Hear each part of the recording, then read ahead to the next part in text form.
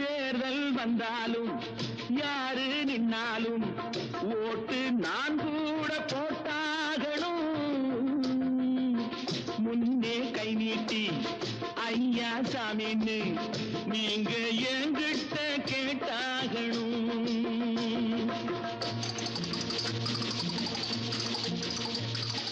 Black చేసి నోళ్ళు డబ్బు దాచుకుంటారు. కాంత బిచ్చమెయ్యమంటే మూతి ముడుచుకుంటారు. ఆ దాచుకున్నది దోచుకుంటే తప్పర పోతారు, బిత్తర పోతారు. நானும் கூட ராஜாத்தானே நாட்டு மக்களிலே.